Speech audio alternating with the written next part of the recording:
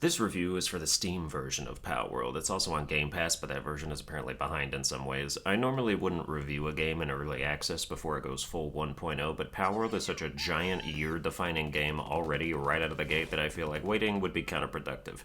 If you're ever going to be interested in Palworld, now is the time to pull the trigger, speaking as someone who has put in 80 hours over the past week and a half as I write this because I just could not help myself. I've been eating, sleeping, and shitting Palworld recently, playing it 10 to 12 hours a day. When I get up, I think about Palworld. When I go to bed, I think about Palworld. I can feel that obsession fading in these later hours as the sense of discovery gives way to the increasing prominence of the grind. Even with double XP on, it's taken a good 60 hours for me to reach level 49, one shy of max, which is why I have absolutely no qualms about messing with some custom settings to alleviate said grind, because I can only fucking imagine what it's like without it. I played a normal difficulty world with no tweaked settings up until level 20 or so solo, before switching to a dedicated server me and a group of friends play in with some boosted conveniences, which is where I've spent the vast bulk of my time, so I do have some perspective on both sides of the settings debate. For review purposes, this footage is all taken from a normal difficulty playthrough with no custom tweaks, but my personal recommendation, use custom settings. There is no shame in tuning the game to your preferred level of investment.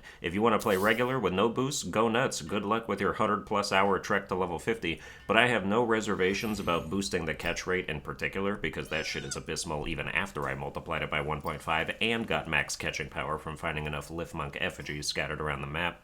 Maybe I should have led with this, but Palworld is an open-world survival game. You gather materials, you make a workbench, you craft stuff, you make a base, you fill the base with production equipment and amenities for your captured creatures called pals, and you gradually work your way up the tech tree by leveling up and choosing what technology to unlock next. It's basically Pokemon Legends Arceus meets Ark Survival, but as far as the Arceus aspect goes, it's still pretty different from its counterpart. If you played Arceus for dozens of hours too, like I did, you probably got used to running around throwing balls at anything that moved in the beginning and generally capturing them successfully without having to really battle them too much. Balls in that game just worked, and even higher level Pokemon would stay in them after only a few tries. This is not the case in Palworld, which at least has the decency of showing you just how paltry your starting catch chance is at any given time. Aim a ball at a dude, or spheres in this game, and you'll see your chance to catch it, based on the sphere you're holding, the level of the pal, and how much HP it has. Now, because the game has direct player versus pal combat, which is to say you can equip a spear and run up and poke a pal over and over until his health diminishes, it's obviously much quicker and smoother of an experience to lower an enemy's health low enough to catch than it is in a turn-based game like Pokemon.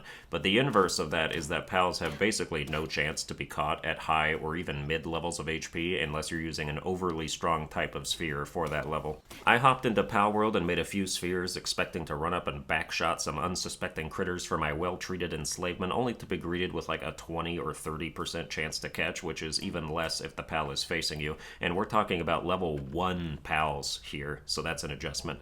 The difference between catching a pal who has 10% HP left and catching the same pal who has 2% HP left can also be like 15% extra catch rate, so your chances will vary wildly depending on the damage you do. Not for nothing, but the amount of times I have had a pal break out of a sphere when I had a 93 or higher percent chance to catch it numbers almost 100. It'll happen multiple times in a row too. I feel like it's bugged sometimes. And the game is in early access, so that's to be expected, but otherwise it was pretty stable when I played solo, and it only crashes every hour or two on the dedicated server our group plays on because the hosting site we bought it from fucking sucks. To explain that a little more, as it stands, there is only up to 4-player co-op that you can join via an invite code, unless one of you can figure out the extremely complicated and potentially dangerous tutorial on hosting a dedicated server, or simply paying a laggy outside company that can't handle the traffic to host one for you, where up to 32 people can play together. You can also join official, public dedicated servers and play with randos, but I don't know why you want 4 other guilds fighting over your favorite mining spots and killing all the bosses without you every time they respawn. PvP is not currently a thing, but is shown on Palworld's roadmap, which they have publicized, so it'll eventually be a thing, as will more pals, more islands, endgame raids, and pal versus pal PvP.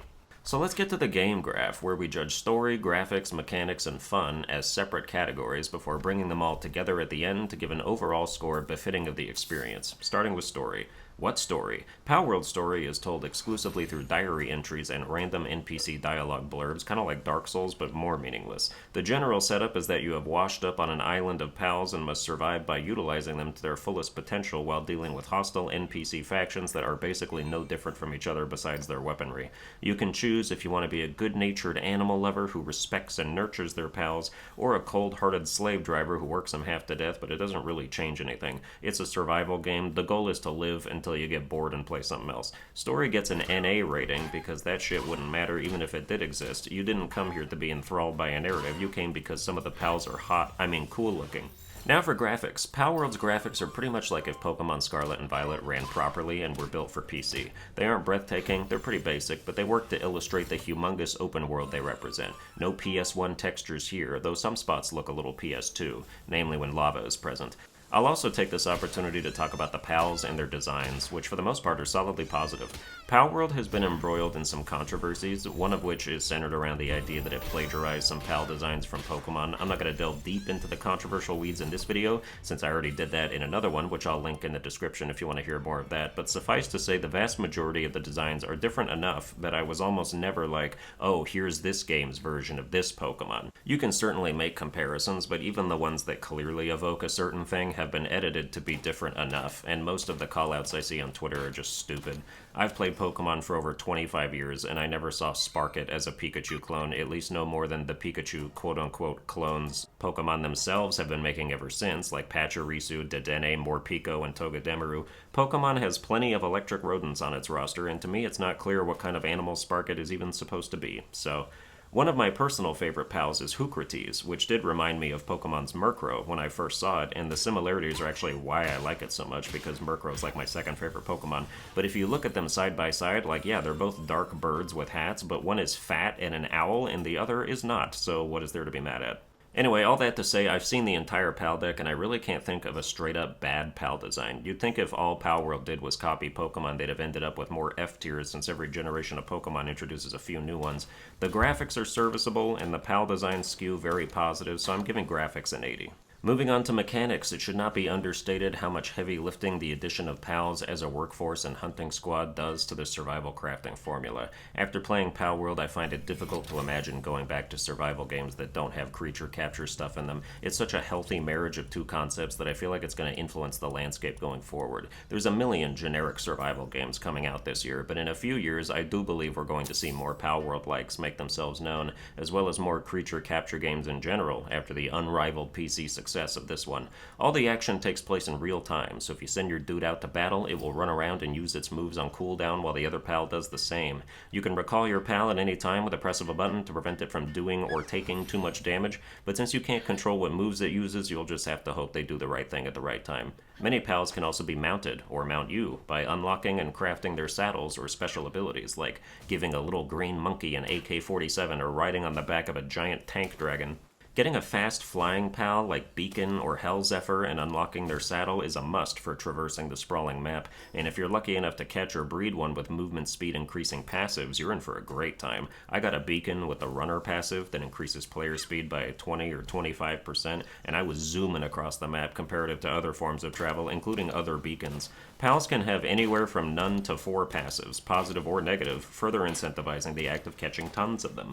Speaking of that, the most important thing you need to know about how to level up in this game is that catching pals gives like 10 times more XP than anything else, but only up to 10 per pal. You can catch more than that, but they stop giving you bonus XP after your 10th catch, and it scales with your level, so any pal caught that you haven't caught 10 of yet will equal any other pal you haven't caught 10 of yet, which is to say, it doesn't really matter how strong they are. You want 10 of every pal as a goal if you want to progress in this game and level up.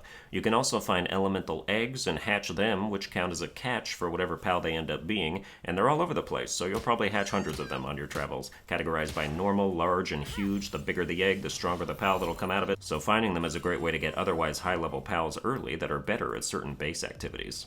The last thing I want to make sure I go over for mechanics is that each PAL has different affinities for certain types of base work, from planting and watering to kindling and mining. These are based on the PAL species and are fixed, so every Blaze Howl has level 3 kindling and is therefore better than every Foxbarks that only has level 1 kindling. Swapping the PALs at your base out for better ones as you progress is extremely satisfying, as your base goes from a quaint little home for small beginning helpers to a sanctuary for giant professionals. There's a lot of huge PALs in this game that are very good at their respective base work. You can check what PALs do what by viewing them in your party or the PAL deck, and the goal of bases is to create a workforce of PALs that are self-sufficient and don't rely on you to feed them, because who wants that hassle? This generally just involves planting a garden and putting the right PALs in to water, harvest, and transport crops to their feed box to be eaten automatically at their leisure while you go off and explore the globe, coming back with better technology and PALs to outfit your base. The only thing I really don't like about the mechanics is that you can't fast travel from anywhere. You have to unlock fast travel points and always trek back to one to use to access other points, which in an open world game is always just annoying. It's better than my other favorite survival game, Grounded, which has no fast travel to speak of, but fast traveling from anywhere would have saved me at least 3 hours of gameplay collectively so far, and since time is the most precious resource human beings have, I don't like when mine is deliberately wasted. The low catch rates also get a lot more punishing in the late game when it starts taking a lot more time and resources to craft high-level replacement spheres. There are custom settings that can increase drop rates of items and amount harvested of materials, but even with those boosted, I still feel the pain of every failed Ultra or Legendary sphere, because it can still be 15 to 20 minutes of resource acquisition and refinement just to make 5 or 10 more, and Legendary spheres are no master balls, I'll tell you that. All in all, though, I think it's fair to say that Palworld has revolutionized the survival genre in a way that won't soon be forgotten, so I'm giving mechanics a 95. Last is fun. Is Palworld fun? If it wasn't, my last week and a half of existing would have gone very differently. Palworld isn't just fun, it's addicting, it's all-encompassing, it demands your full attention at every turn. Even in this earliest of early access state, there's so much here to just hook, line, and sink you. The continued discovery of catching and hatching new pals, the exploration of the map and finding new bosses, going from spears and bats to pump-action shotguns with the modernizations of the tech tree. The next reward is so tantalizing. There's always that feeling of, ooh, I'm almost to the next thing I want, and that will keep you going into the wee hours of sleeplessness. The grind does get grindier towards the end game, but custom settings can help alleviate this for you if you're willing to use them, and if you're the host, you can toggle them to any degree anytime you want by just exiting the world and tweaking stuff before you go back in. Palworld's sales and reception has already solidified it as a juggernaut, not just for 2024, but for all time. This thing literally broke records on Steam for how many people are playing it, and while you can argue up and down about whatever quibbles you have, fun is probably the most universal component. I'm giving fun a 95, because Palworld still promises to get better before it fully launches, so we'll need room for that other 5. And now it's time for the overall score, which is not an aggregate of the previous scores because some things are weighted differently, an example being that fun is obviously way more important than graphics, and it frankly doesn't matter that this game doesn't have a real story, so I'm giving Palworld a 96 out of 100. Anything I can put 80 hours into after 9 days without getting bored is a certified banger, period. So that's going to do it for this review. I hope you enjoyed it. If you did, you can like, share, and subscribe. Watch all my other videos while your Yormantide Ignis refines Palmetal in the background, and I'll see you guys next time.